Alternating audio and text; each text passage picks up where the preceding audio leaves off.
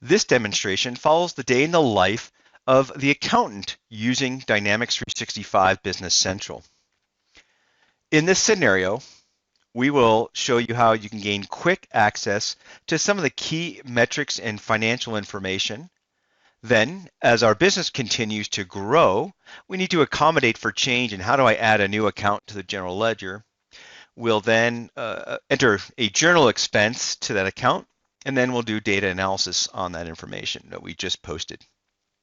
So to begin, in terms of quick access to financials, you'll see as I'm logged into the Accountant Role Center homepage of Dynamics 365 Business Central, I get a wealth and rich set of information right at my fingertips. I've got the headline news that's scrolling in terms of the largest posted sales invoice.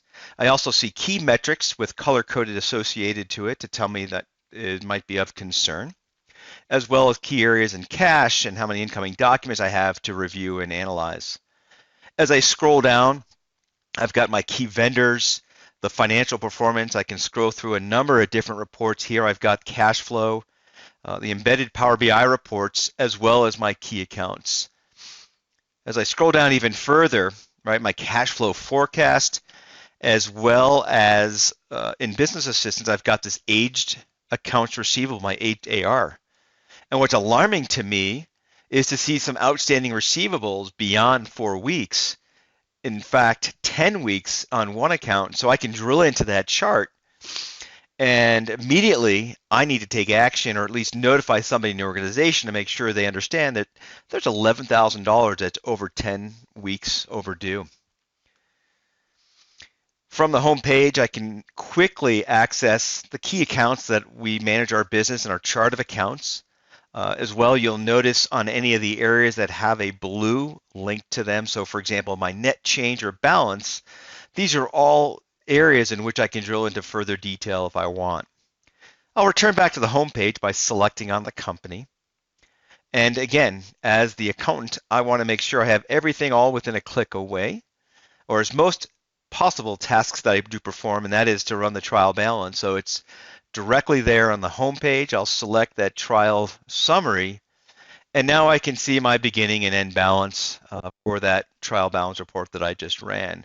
This is set up in preview mode. I can certainly schedule that to run and have it display on the report inbox on my home page. I'll close out that window, and then again, there are some other reports that are key or germane to my role, and that is going to be the financial statements or the financial statements that are run in Excel. So we provide key areas such as the income statement and cash flow and aged AR, aged AP, all within Excel. So when I select on, for example, the balance sheet, that opens it up in Microsoft Excel, and I can perform whatever analysis or other manipulation of the data I need in the tool that I'm most comfortable and typically use. We'll close out of Excel, and again, I've reviewed the business, but now as our business is growing, we need to accommodate for travel expense. And travel happens to be an account we didn't set up on our initial implementation, but I want to make sure that I can do that and I don't have to pay for a consultant to help set this up or an external CPA. So within the home page, again, I'm going to navigate to the top left here. I'll click on Chart of Accounts. And I can either use my mouse to click into the search or the F3 key on my keyboard, and I'll type in travel. Now I see that travel doesn't currently exist in my chart of accounts. However, again, as our business is thriving, it's essential that we capture this level of detail. So I'll select on the new, and now I'll enter in the general ledger account number as well as the name. And I want to then associate an account category, in this case expense, and also account subcategory, just to give me that level of detail in terms of tracking and reporting. And that's it, I'm done. I close the window and travel expense has been set up. So you can see how simple and easy that was, and this experience empowers the users, the accountants, to control the information that they want and need for reporting purposes. Now I need to track an expense off of travel, and we'll show you two ways in which we can perform that. The traditional way of just manually entering the data. So with travel expense highlighted, I'll select on journals, and I'll click on general journals. and it will open up the default batch. And from here, as I select the account number, I can either use the drop down or I can just start to type travel expense and it would populate. I'll enter in the amount, let's say for example, 14,500. Now I can post this transaction as it is without any additional steps. However, in our company, we're starting to track certain expenses by department. And this hasn't always been simple for us in other business accounting systems. However, we've noticed in Business Central this area called dimensions, where I can track based on certain dimensions without having to greatly impact our chart of accounts. In fact, it doesn't impact it at all. So selecting on the dimensions, you'll see opens up a new window in front. And in this case here, I'm going to select the drop down for the dimension code. And I want to select my department because for travel expense, it's important that we track that by department.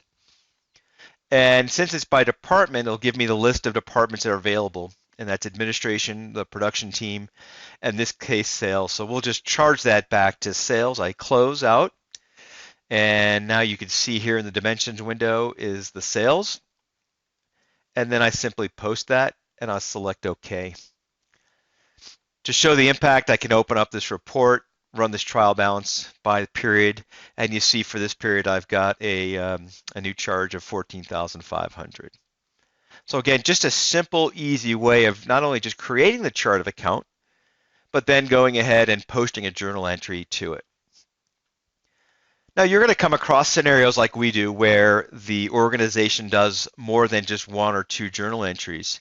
And so going beyond the traditional accounting system and manual entry, Business Central allows for users to import journal entries directly by linking them from Excel. To do that, I'm going to go ahead and open up again journals. We'll open up general journals again, the default batch.